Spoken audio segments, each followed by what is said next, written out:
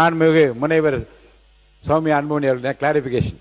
மாண்புமிகு பேரவைத் தலைவர் அவர்களே, கன்னி பேச்சு என்ற வார்த்தைக்கு பதில் அறிமுக உரை இல்ல முதல் உரை என்ற வார்த்தையை பிரயோகப்படுத்தினால் நன்றாக இருக்கும் வேண்டி கேட்டுக்கொள்கிறேன். நன்றி, வணக்கம். மாண்புமிகு உறுப்பினர் லதா அவர்கள். மாண்புமிகு பேரவைத் தலைவர்களே, இங்க என்னன்னா சட்டமன்ற உறுப்பினர்கள், அமைச்சர் பெருமக்கள் என்ன சொல்றாங்கன்னா கன்னி பேச்சு அப்படின்றாங்க. ஒரு ஆணாதிக்கத்தினுடைய சிந்தனையை வெளிப்படுத்தக்கூடிய ஒரு விதமாக இருக்குது அப்படிங்கறத நான் பதிவு பண்றேன். அந்த கன்னி பேச்சுன்றத அவை குறிப்பில இருந்து நீக்கணும் அப்படிங்கறதையும் நான் கேட்கிறேன். பேரவைத் தலைவர் அவர்களே, ஏற்கனவே கடந்த சட்டமன்றத்துல முன்னாள் சட்டமன்ற உறுப்பினர் மதிப்புக்குரிய சகோதரி வானதி அம்மா இதே போல ஒரு விஷயத்தை சுட்டி காமிச்சாங்க. எல்லாருக்கும் நினைவு இருக்கும். அப்போது அன்று இருந்த பேரவைத் தலைவர் கூட அதை கன்சிடர் பண்றதா சொன்னாங்க. இது ஒரு நல்ல ஆலோசனை தான் சௌமியா அம்மா சொன்னது. அது கன்னி பேச்சுன்னு சொல்கிற பொழுது பெண்ணுக்கு பல பருவங்கள் உண்டு, பேதை வடந்தைன்னு பல பருவங்கள் உண்டு.